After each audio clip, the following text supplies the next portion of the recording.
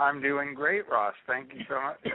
Thank you so much for having me on the show tonight. I appreciate it. I want to thank you for coming. I've been looking forward to this for quite some time, especially since I was looking for a symbologist for quite some time for Disco Heidi out here. And I see some other loyal people are starting to show up now as well. Now, I was mentioning to you that there's Stone also. Before we actually go into that, one of the things I wanted to ask you before I forgot is I watched your National Press Conference video on YouTube, at least the first one. I didn't get a chance to see the second yet. And you mentioned in this video that you were not a Freemason yet, and I don't know when that video came out, but I was kind of curious as if you've become a Freemason since that video come out. Well, I have not, and I'm really disappointed in myself for that. But I sort of have a set of good excuses for that. I'm very, very active in a sort of post-Masonic group called the O.T.O, or Ordo Templi Orientis. I'm familiar with that. Yeah, and we have a lot of the same or similar signs and initiation rituals to the Masons. In fact, our founding members were all Masons. So it's not a Masonic group. We are not Masonic because we admit women as equal members, and that's not part of regular Masonry. So. But our founders were Masons. The group was founded in about 1895, and Aleister Crowley, who is one of the people that I study, the deepest, was made outer head of this group in about 1921, 1922. And his system is very broad, spans a very broad area of knowledge. But the O.T.O itself, I've been a member for, at this point, I think 35 years. Wow. So, yeah, and I have a kind of a lot of responsibility in the order, and I'm very active with, trying to,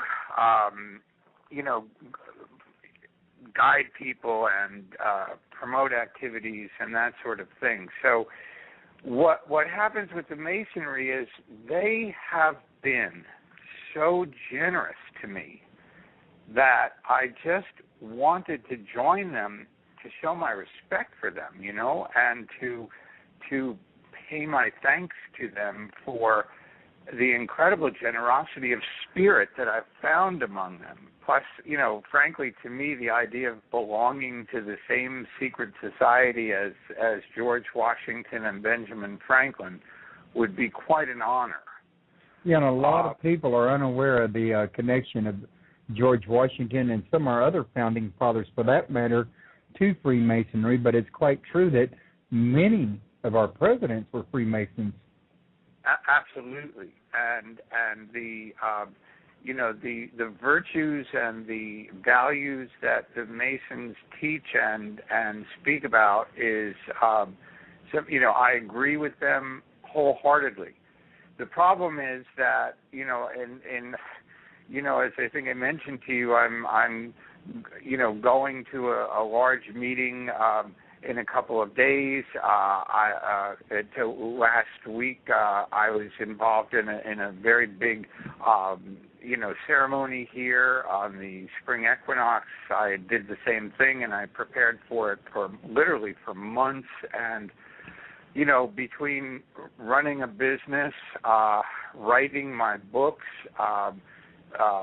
being a father and husband, and being so actively involved in the O.T.O, I'm just not quite sure where I can fit in Freemasonry. So I'm working on it, my friend. I ain't there yet.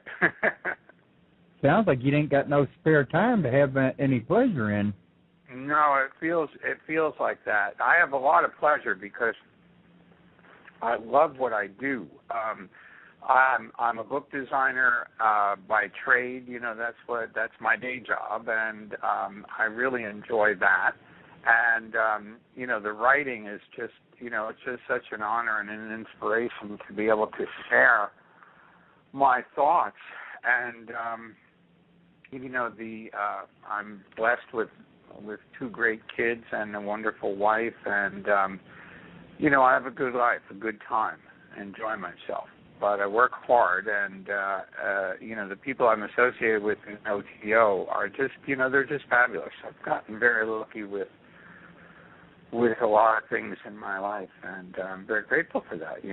So I just wish I could figure out how to join the Freemasons, because I really do honor and respect them. And in the course of, they helped me with 3 books. The Mystery Traditions, which is the book on symbols, sacred symbols, and or secret symbols and sacred art. They were really generous to me with that, and I can't even begin to tell you how kind they were to me when it came to my Secrets of Masonic Washington. I got a lot of help. I had a lot of conversations with different Masons, and made arrangements to license photographs and stuff like that. And, so you're getting your information straight from the horse's mouth. Oh yeah. I found, my father was a Mason, and actually the gentleman that I did that National Press Club lecture with is also a Freemason. His name is Akram Elias, and he had asked me to come and talk with him, actually because I was not a Mason, and he thought we would make a nice contrast together. And it was terrific. And then, of course, the new book, The Temple of Solomon, that plays an essential part in the Masonic derivation of the order, in the entire mythology of the order, in the initiation rituals of the order, and in the teaching knowledge lectures that accompany a Freemason through his ascent. They really are involved in the Temple of Solomon. In fact, many people... Oh, yeah. A lot of people are totally unaware of the symbology that went into the actual construction of the temple. The outer part of the temple, the inner sanctum, and the last part, the most holy of holies, and the connection between that and the conscious and subconscious and superconscious mind, in other words. Yes, sir. Are you a Freemason? No, I am... I don't align myself to a particular religion per se. I do attempt to follow God. I do prefer Hermetic teachings, alchemy, Gnosticism, Freemasonry, and some of the other ones that are more tolerant of other religions, in other words. I grew up in Pentecostal, but I broke away from that part. Right. Completely. Yeah, and I've done a lot of study in this here area, as you can tell me, knowing about the temple and the symbology of it involved there that a lot of people aren't aware of. No, absolutely. My wife was raised Southern Baptist, so she knows the problem. My dad was actually a preacher. Is that so? And he's no longer with us, but if he's watching me, he's probably rolling around in his grave. Yeah. But I'm okay with that, because I know that Dad really meant well, and his heart was in the right place. And, well, like so many others, he really believed in what he was involved in. Absolutely. I think people like you and me, and hopefully a lot of our listeners, are very fortunate, because we've been able to kind of approach the direct kernel of whatever the truth of all religions is. And that's why, the Masons talk about tolerance, because they can respect the insights of Islam or Christianity or Judaism or Hinduism or Taoism or any of the religions that have worshipped, God, because let's face it, it's an amazingly powerful force, and there's got to be a unity. I mean, we all have 2 feet and 2 hands, and a silly head full of silly ideas, and and so we can't be too far from the one God. Right. It's kind of interesting. I like the fact that I have a universal conception. This Bible book, what I did with the Temple of Solomon was really funny because, talk about getting blindsided. I work closely with a publisher, who I've done 4 other books with, and we're good friends, and they asked me if I would write a book on the Temple of Solomon, some years ago. And I said, sure, I'd love to, but I don't know anything about it. So I'd have to research and study it. And they said, no problem, because, they know that I'm a pretty aggressive researcher. And they said, can you do it in a year and a half? And I said, well, let's see now, And then I thought, that's about the time it takes to get a master's degree. And I said, sure, I can do it in a year and a half, And I started, and I said, well, where would I go, to research the Temple of Solomon? And I said, well, the place to start at least is the Bible. And I feel that, I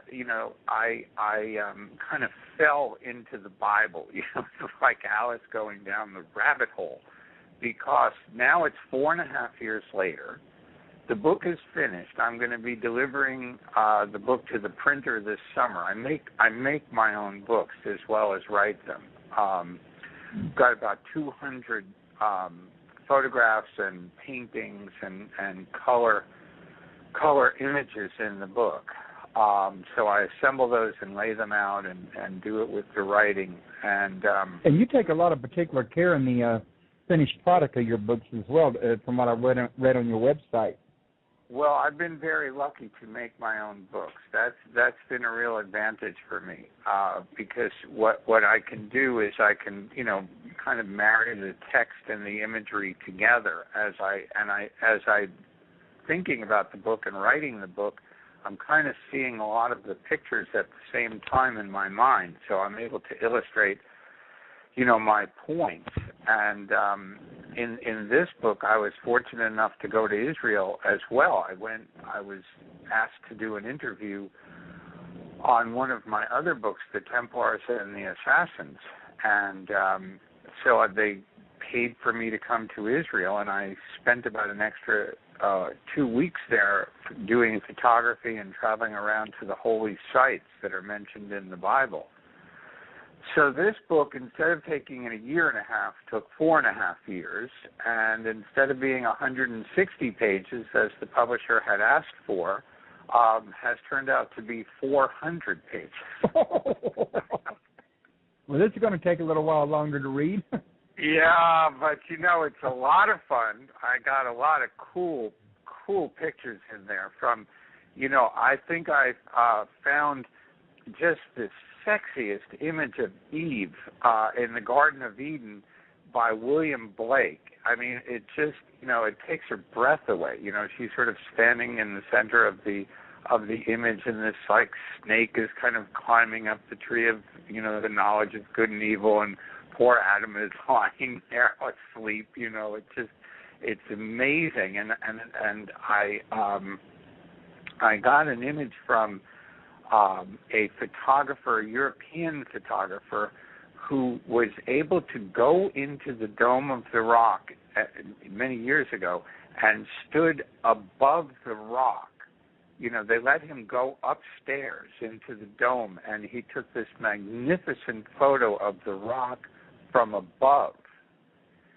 I went into the Dome of the Rock myself when I was in Israel, and but it was, first place, it was under construction, so the whole thing had scaffolding all over it and around it, and, I couldn't take a photograph. They were very, very, suspicious of anybody being there who was not a Muslim, and so I was with a film crew, but it was very difficult to get any kind of, I couldn't get a photograph because the whole rock was filled with scaffolding. Uh-huh. You were pretty nervous up there, I bet. Oh, yeah, well, I actually touched the rock, which was amazing. I mean, that was quite an experience, because the legend, we were talking about this for a few moments before we came on air, but the legend of the rock is basically that, let's say, well, what I wrote in the book at least is that a spark of light shot forth, from the heavens and congealed into this point of matter. And that from that point, the entire world grew. And that point is the rock. That the first, the idea is that it was absolutely the first matter on Earth. And then it grew to make the world. And it's such a beautiful image. Why it's called the Dome of the Rock, because it was essentially a rock from the beginning. Right. The Dome of the Rock is the Muslim shrine that has been erected over the rock. The first shrine on the rock, well, it's the rock where Abraham took Isaac to sacrifice him. When God told Abraham to sacrifice Isaac, he climbed up to the rock. In the Bible says Mount Moriah. Actually, the Bible says he took his son to Moriah, and people have identified this forever with Mount Moriah in Jerusalem. So that's the first thing that happened there. Then the next thing that happened there is that Solomon built his temple there, and David, King David located the temple, located Mount Moriah as the site of the temple, and then his son Solomon built the temple on Mount Moriah, and then the temple lasted 300 or 400 years, and then it was destroyed by the Babylonians, and eventually the Persians defeated the Babylonians, and 70 years after Solomon's temple was destroyed, the second temple was built on the site. That was completed about 515 BC. And then, the temple lasted. When Jesus came in the Bible and was talking to, throwing away the, overturning the tables of the money changers and preaching all the sermons. I remember that. Yeah, and where he said, remember the story in the Bible where it says that,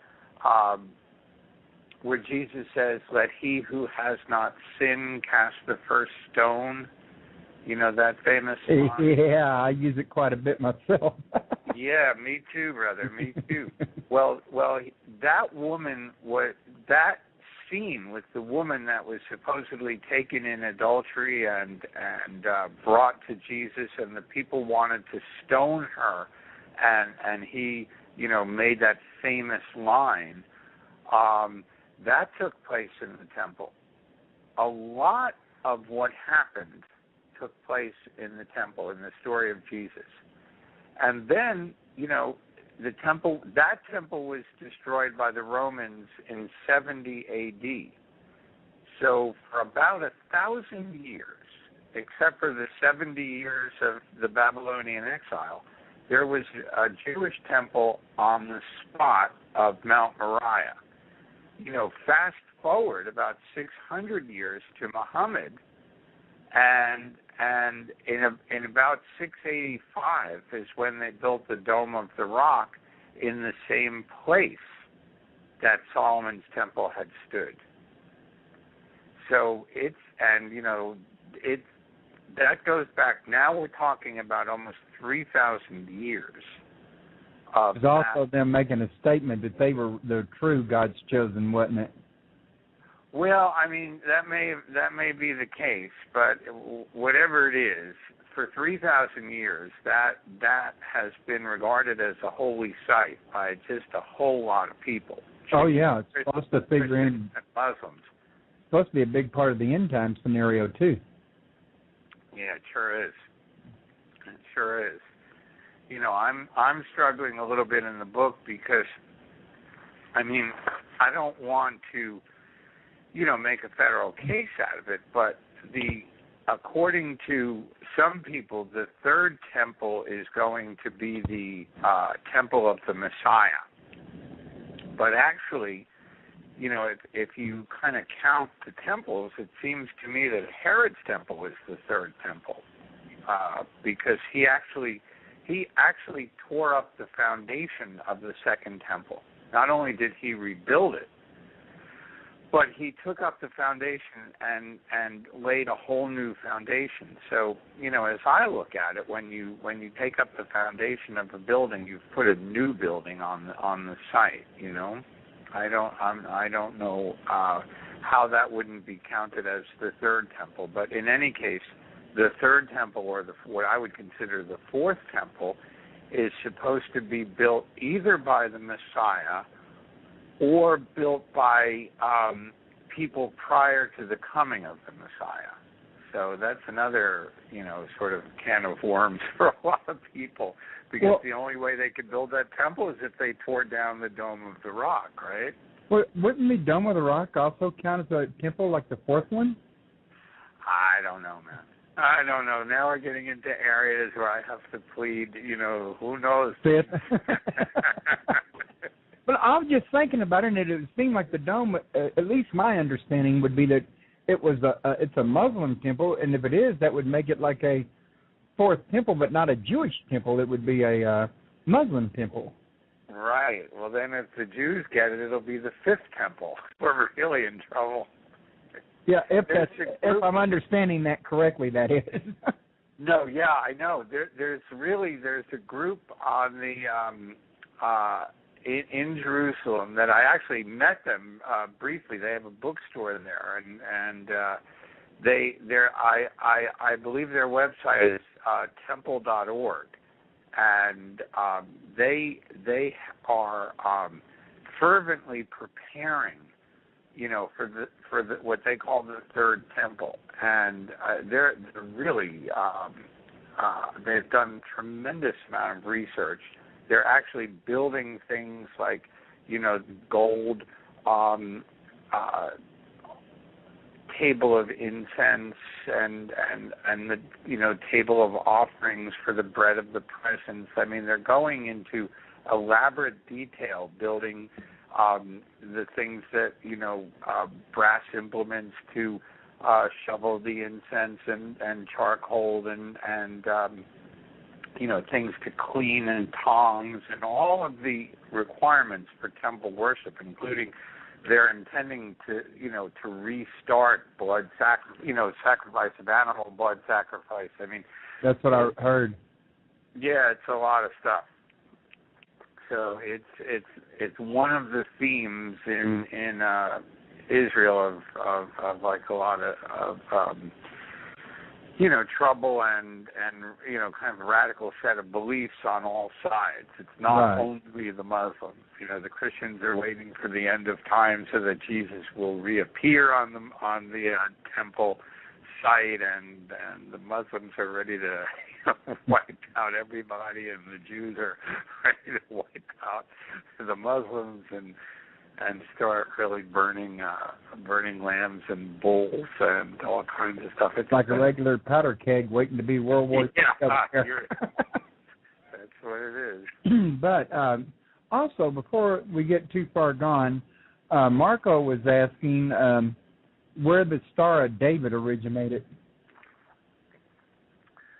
Well, I'm not sure where it originated as a symbol. I have some ideas of, what it means, but I don't know how long it's been in existence.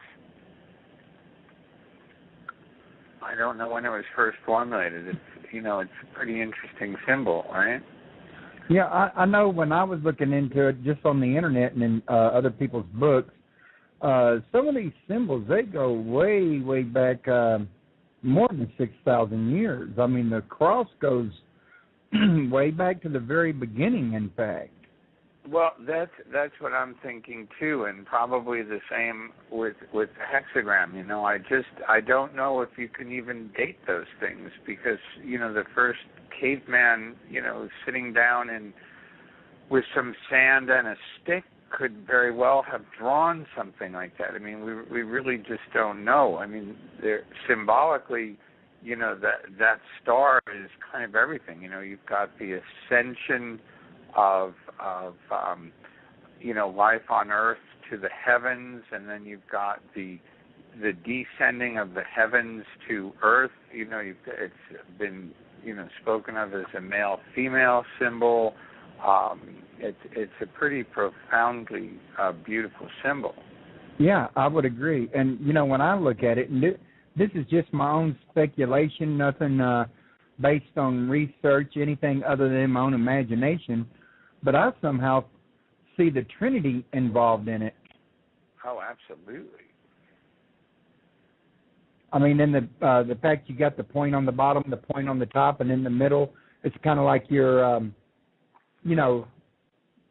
the three for the Trinity, the Spirit, the Father, and the Son, put in a symbolic format there, if that makes any kind of sense. Well, sure. And then you've got the sun in the middle of the planets. Is another understanding of it. It's a multi-dimensional symbol. I mean, it's got every kind of feel to it.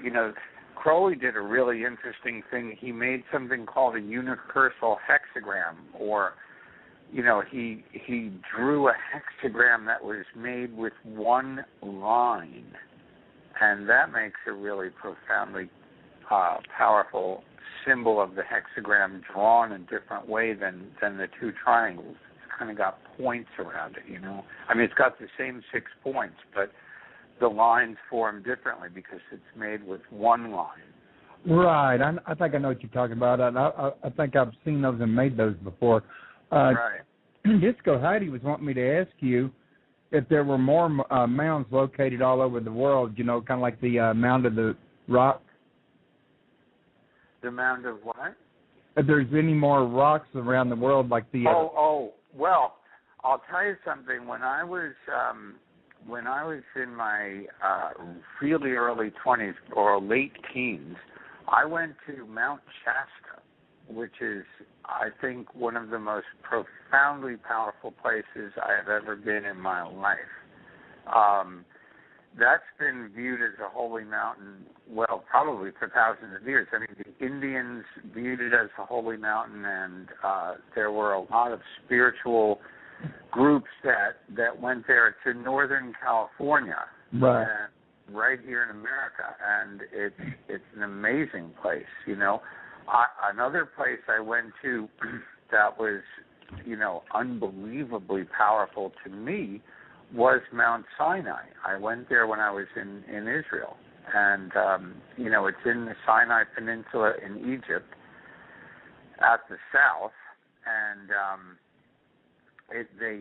they believe, at least for 2,000-3,000 years, they believe that that's where Moses met God to receive the Ten Commandments, and that's a profoundly powerful energy coming from that mountain.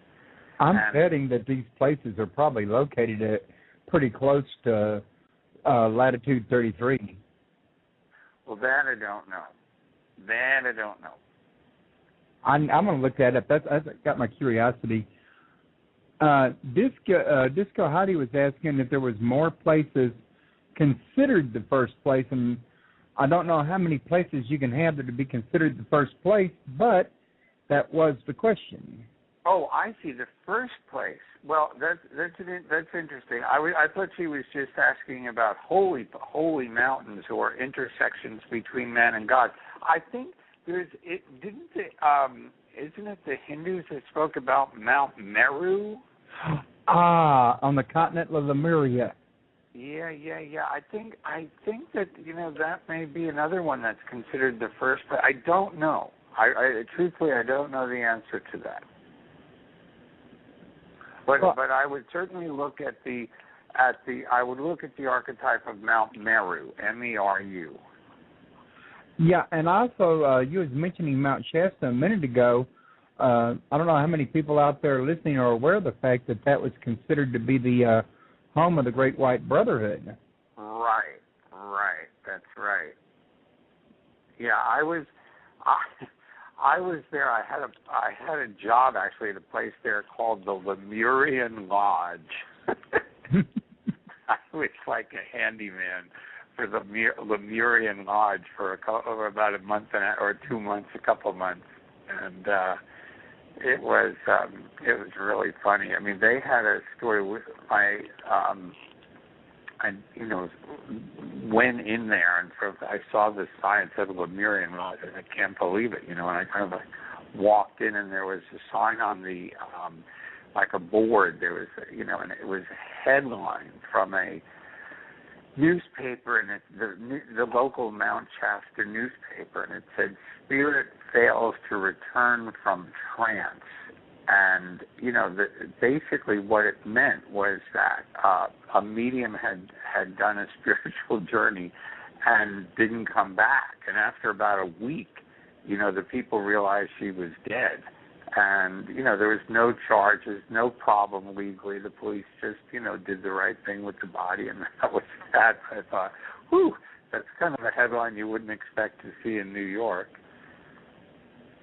That is kind of, well, I guess you would say freaky. Yeah. I mean, I could just, because I like to, meditate, and now that kind of makes me wonder, should I do that? I think you're safe. I think one way or another we're probably all going to die. I don't know if there's a way to avoid that. But this was just funny because, the people just looked at it as a matter of course. And it was kind of neat to be in a spiritual community where, people weren't shocked by those kinds of ideas, even if they were a little nutty, People get shocked by some pretty unusual things, in my opinion. Yeah. So, getting back to the book, we kind of strayed away from for a minute. One of the things I was curious about was in the title, From Ancient Israel to Secret Societies. Have you connected the dots from ancient times up to what the connections that secret societies have in it today? I know you were mentioning Freemasonry's, involvement in it, the important to them. But, I mean, like, for example, how many secret societies have some important role in the actual Dome of the Rock? Well, I think probably the way to there are various ways to answer that question, but let's say the most famous secret society that identified itself with the Temple of Solomon was, of course, the Knights Templars. They called themselves the Knights of the Temple of Solomon. This is true. They also spent some time up there at the Temple Mount. They certainly did. That's where their headquarters were, and the entire time they were there, which was when they held Jerusalem for about let's say 70 years.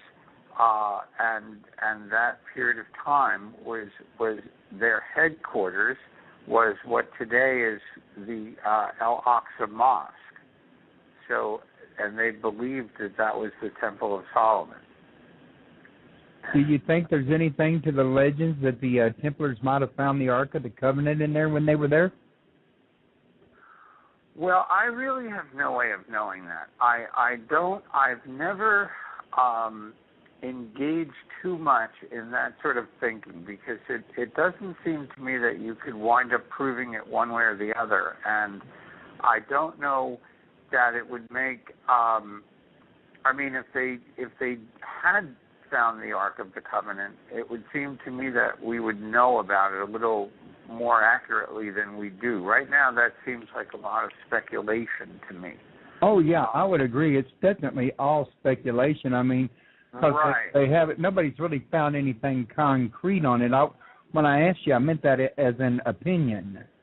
No, I understand what you mean, but I'm saying is that if they had found the actual Ark of the Covenant, it would seem to me that would be like some sort of earth-shattering, major thing that would be revealed all over the world. Oh yeah, you'd think I'd go out over satellite TV everywhere. Yeah, even if it was 1170 AD, right? If they found the Ark of the Covenant, maybe they would have invented satellite TV a lot earlier. I think I stuck my foot in my mouth that time and got the time frame I was mentioning. You caught me.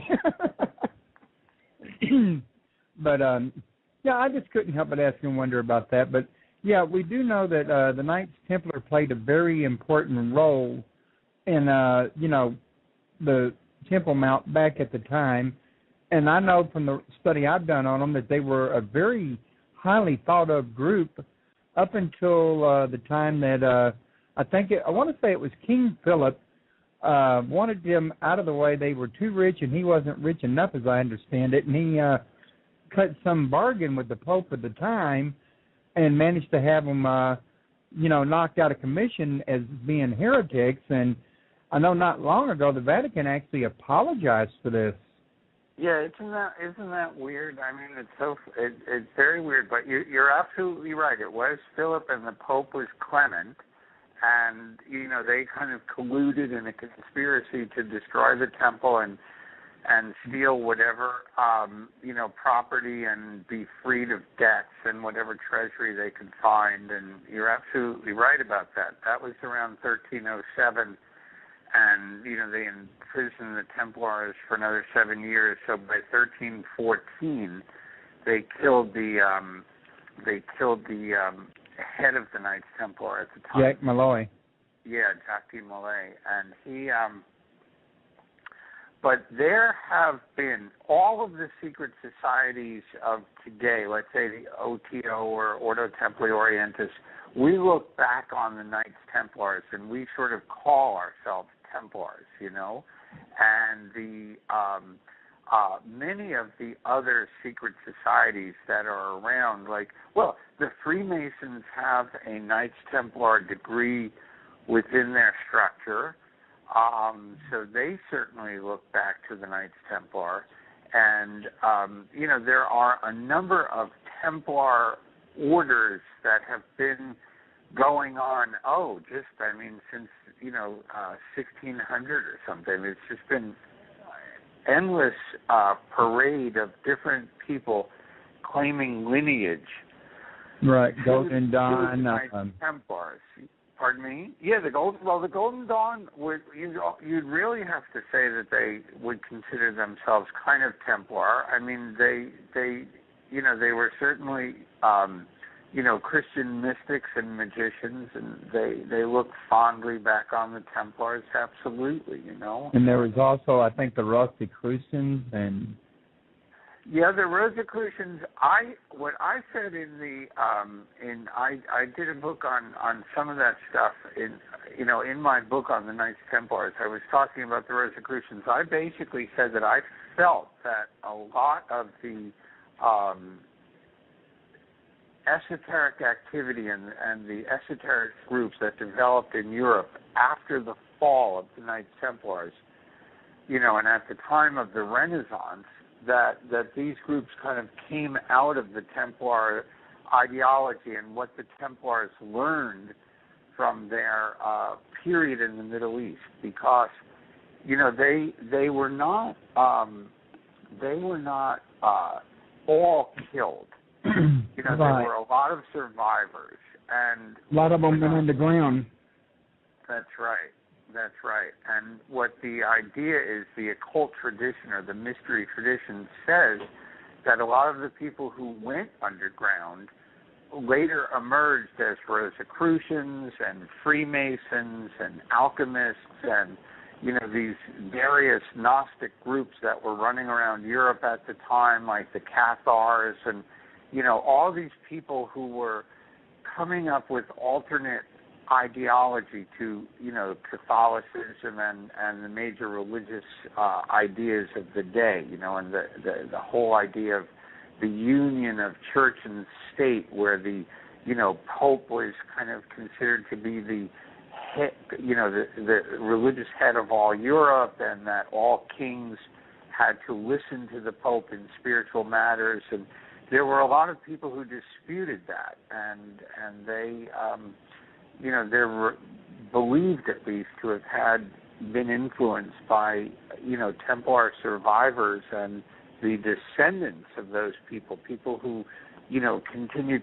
What we believe is that that the Templars experienced a secret teaching.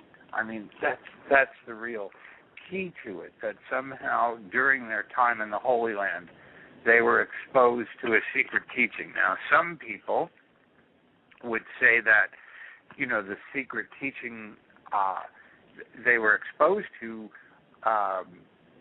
was, let's say, the fact that they discovered the Ark of the Covenant, like we were discussing before. And then they say, well, they found the Ark and they got all these, like, great, esoteric secrets from the Ark. And then some other people believe that they did some archaeological investigation underneath the Dome of the Rock and all those kind of places, and that they uncovered evidence, that Jesus had been married, the whole thing from the Dan Brown and the, Holy Blood, Holy Grail idea, and that, the blood of Jesus is the real, the Holy Grail is talking about an actual family or bloodline of Jesus. I'm familiar with that.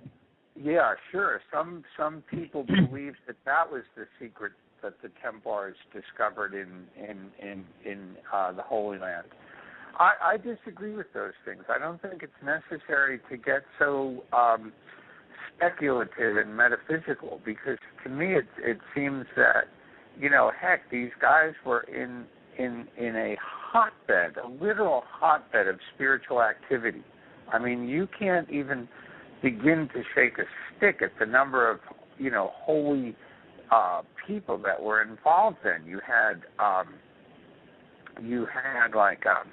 these, communes like the Essenes that lived in the desert. They were studying meditation and all kinds of spiritual disciplines. You had the Sufis were running around there at that time of the Knights Templar,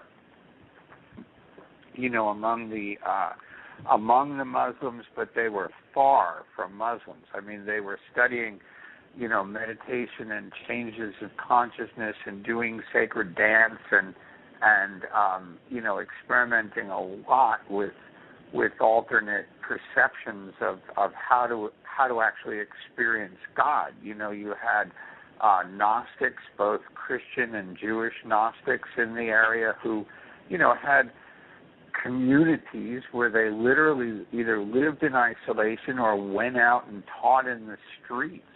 Plus you had a bunch of people, left over from,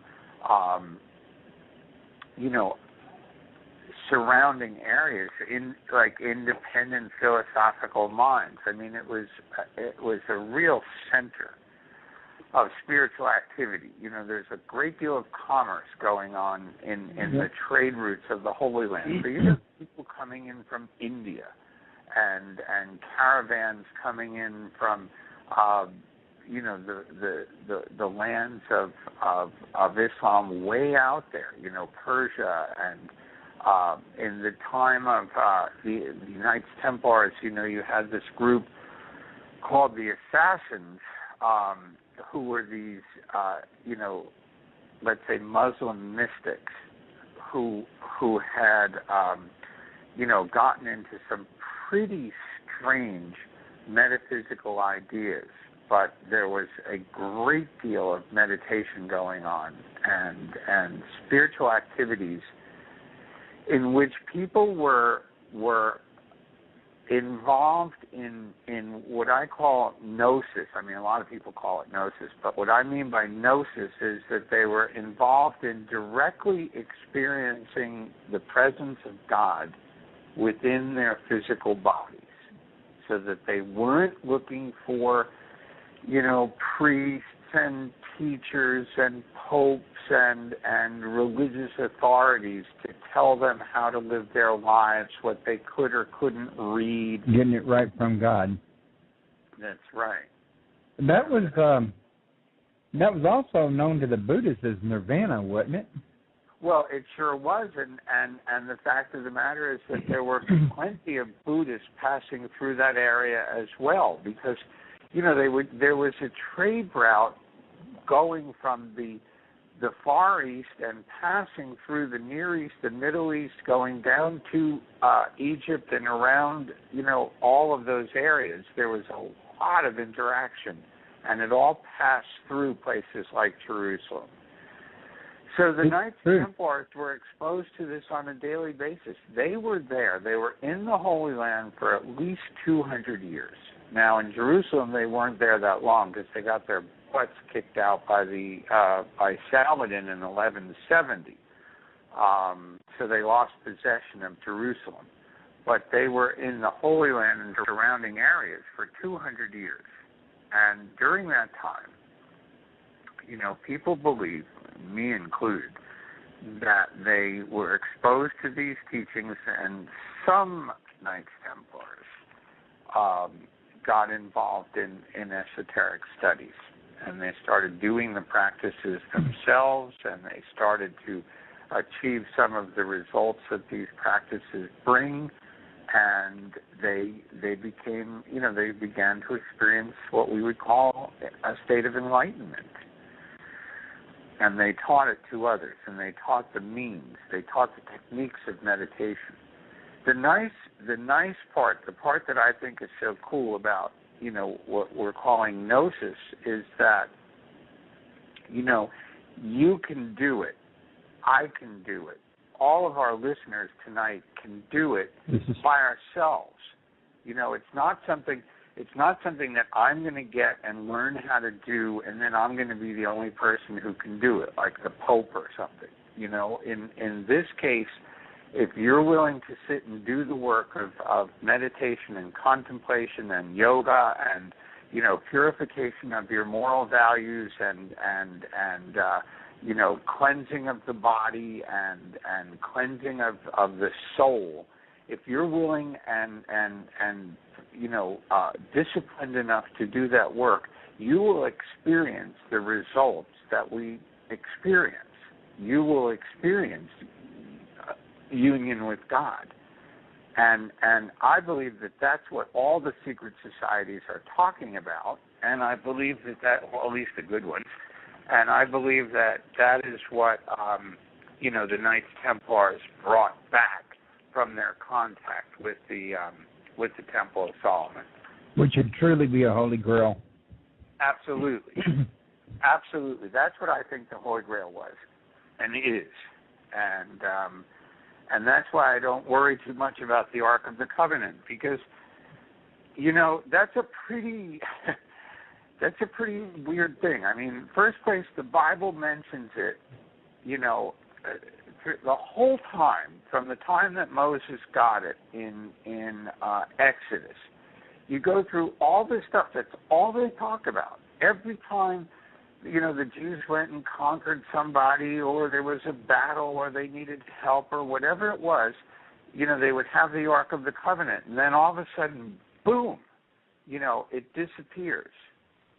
And they never mention it again in the Bible. It's the weirdest thing. I was like stunned, I was really stunned. When the temple was destroyed in 586 BC, they say that the Ark disappeared. Later traditions said that the prophet Jeremiah hid the Ark in Mount Nebo, which is basically right across the Jordan River. It's not far from Jerusalem. But they say that he hid the Ark in a special place, and that somehow one day, when humanity is ready, the Ark will be revealed again. And, I hope it's true. It would be great if that happened, but I don't know that we are really ready yet for such an experience. Well, I'd say if we found it, it would definitely spark a big debate. Yeah, that's for sure. Wouldn't that be interesting? You could just see Oprah Winfrey sort of turning her nose and trying to figure out whether it was true or not, you know. That would be funny. But yeah. I wanted to mention we got like 8 minutes remaining, and well, I'm sad to see the show go because I really enjoyed talking to you. But at any rate, I wanted to find out if there's something you want to cover real quick that I didn't get a chance to get to yet. Well, you know, I'm really enjoying our conversation. I mean, the show we are going to finish in 8 minutes.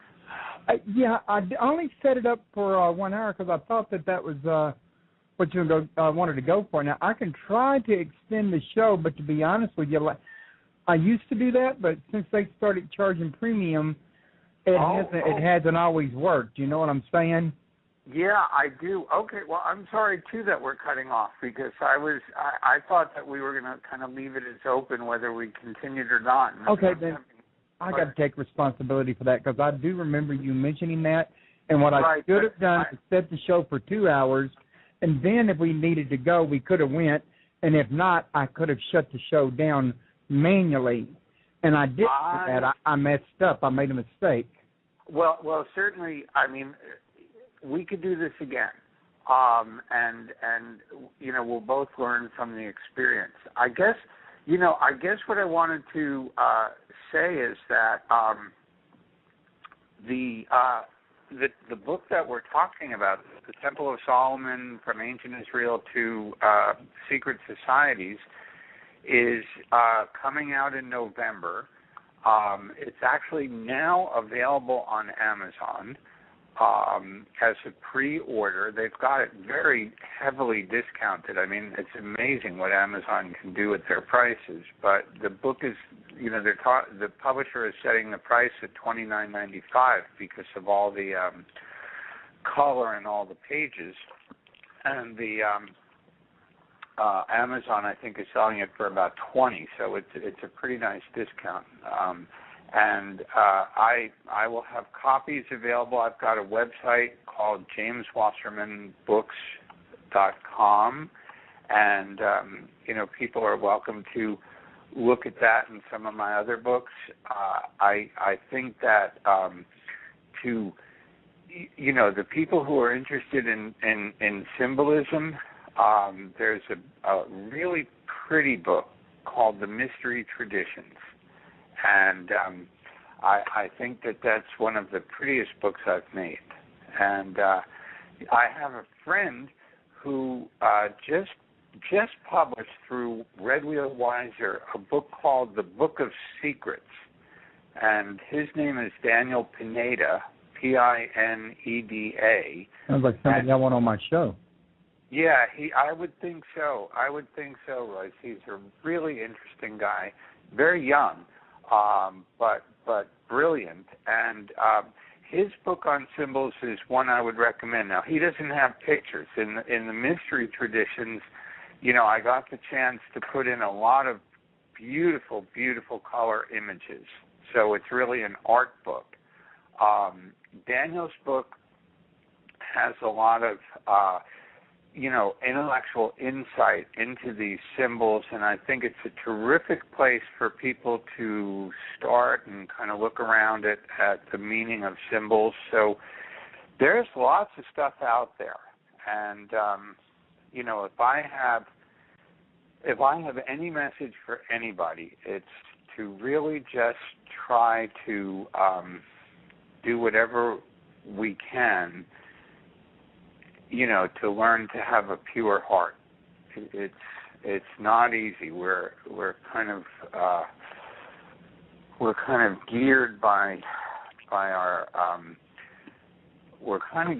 our biology to be very, you know, sort of self-interested, impatient people. But if we can just learn how to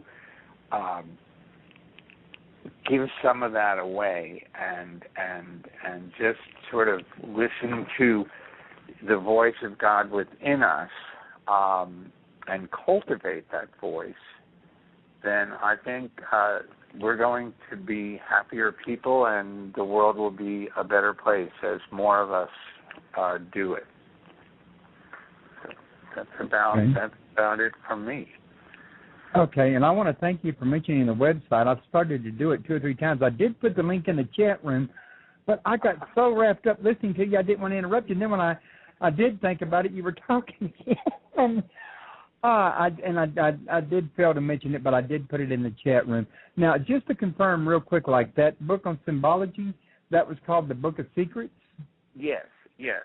And it's Daniel Pineda, Pineda. And, you know, what we could do separately is after the show, I could give him, if it's okay with you, I could give him your email address and he could contact you. Please do. Yeah, because he's a good guy, and you know, if your listeners are interested in symbols, I think he'd be a great place to go. And I'd be more than happy to come back and talk to you some more. I would love that. Great. I would love that because we just didn't have enough time to cover everything tonight, and that was my biggest disappointment, and it was my fault as well. But we can do it again. You know what I mean? It's there to do it again. So let's enjoy this opportunity, and next time, hopefully we'll have time for folks to call in and stuff, and we can talk and do that. Myself for that, but I sort of have a set of good excuses for that. I'm very, very active in a sort of post-Masonic group called the O.T.O, or Ordo Templi Orientis. I'm familiar with that. Yeah, and we have a lot of the same or similar signs and initiation rituals to the Masons. In fact, our founding members were all Masons. So it's not a Masonic group. We are not Masonic because we admit women as equal members, and that's not part of regular Masonry.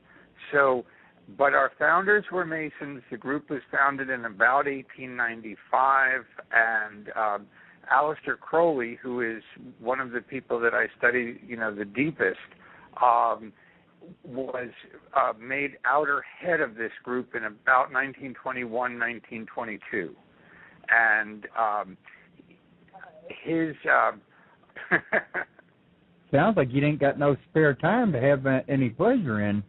No, it feels like that. I have a lot of pleasure because I love what I do. I'm a book designer by trade. That's my day job, and I really enjoy that.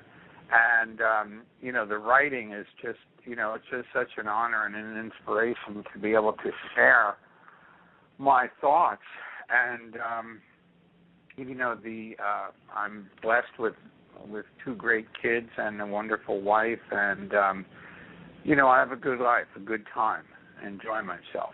But I work hard, and the people I'm associated with in O.T.O are just they're just fabulous. I've gotten very lucky with a lot of things in my life, and I'm very grateful for that. So I just wish I could figure out how to join the Freemasons, because I really do honor and respect them. And in the course of, they helped me with 3 books.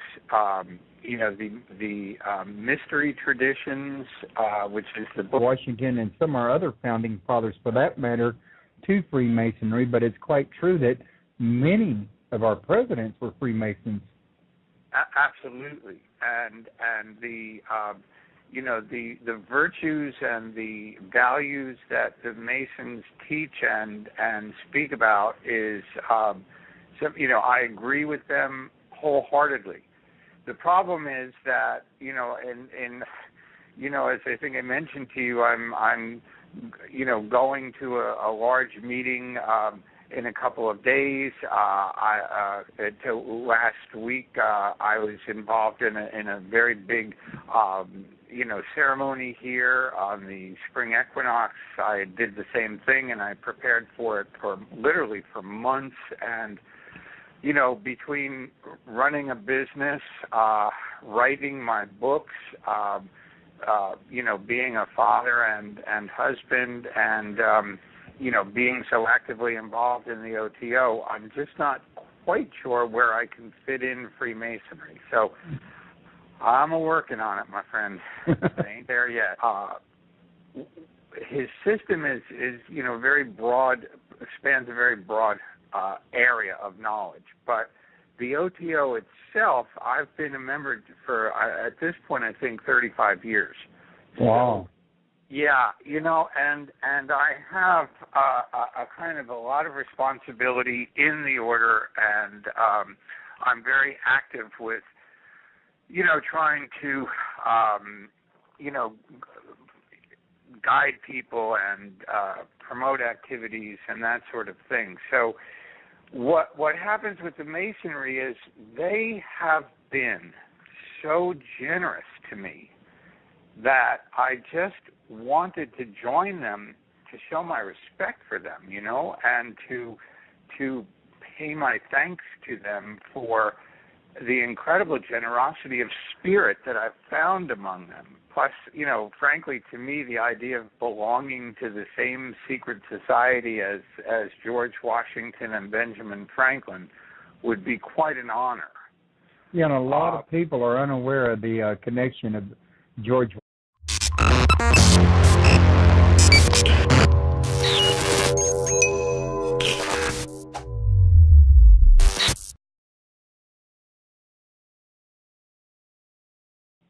I'm doing great, Ross. Thank you so much. Thank you so much for having me on the show tonight. I appreciate it. I want to thank you for coming. I've been looking forward to this for quite some time, especially since I was looking for a symbologist for quite some time for Disco Heidi out here. And I see some other loyal people are starting to show up now as well. Now, I was mentioning to you that there's Stone also. Before we actually go into that, one of the things I wanted to ask you before I forgot is I watched your National Press Conference video on YouTube, at least the first one. I didn't get a chance to see the second yet. And you mentioned in this video that you were not a Freemason yet, and I don't know when that video came out, but I was kind of curious as if you've become a Freemason since that video come out. Well, I have not, and I'm really disappointed in